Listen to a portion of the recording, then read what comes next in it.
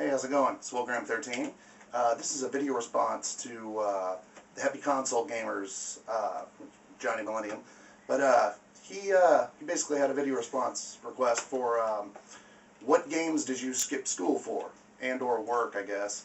Although I haven't really missed work, and not only that, I really wouldn't say because I don't want to ruin my gimmick of missing days to play games or being sick. But anyhow, one game that I remember was 1987, and I was probably, what, I was 10. I was 10 years old, and I wanted desperately to get to Toys R Us.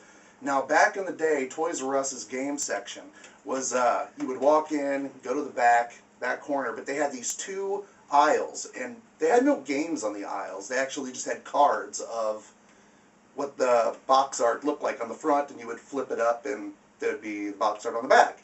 And what you would do is you would take like a receipt or a little ticket, and then you take this ticket, if there was one of the game, you would take the ticket and go back up front to like this area. There was, at my Toys R Us, it was like a cage with a hole in it, and some dude in there, and you'd hand him your little ticket, and he'd go back there, and 10 minutes later, 10 minutes later, after he smoked a joint or whatever he did back there, he'd come up and give you the game, and you'd take the game over and buy it. I don't understand that's how they did it back then.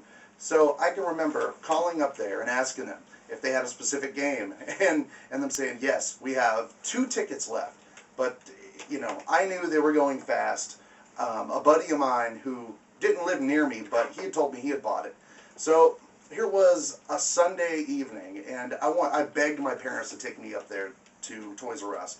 Finally they did, and I went in and finally bought Double Dragon for the Nintendo.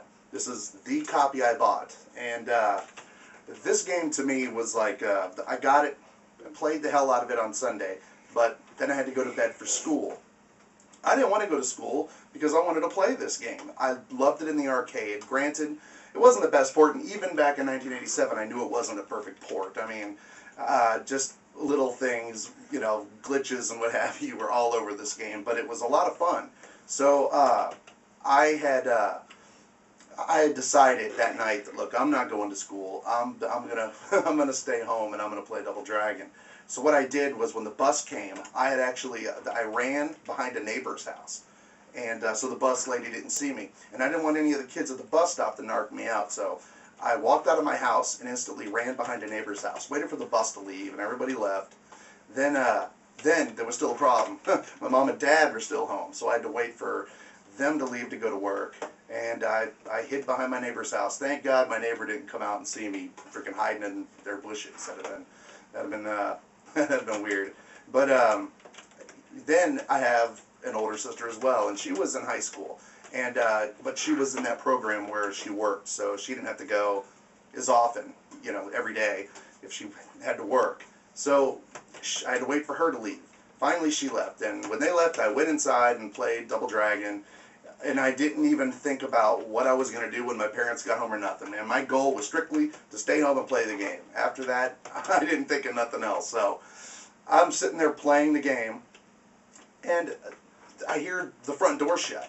And I have my bedroom door shut, so my bedroom door, wiggled, and I heard somebody come in, and I'm like, oh shit!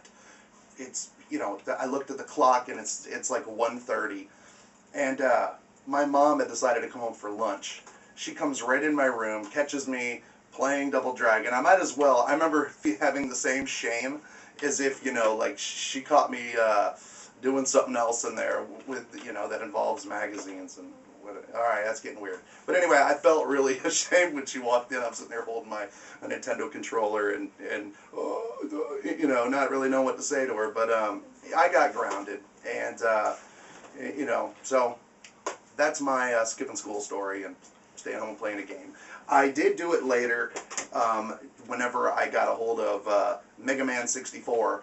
But that was a little different because I was in college then, and if you missed school, you kind of were screwing yourself over because you paid for it.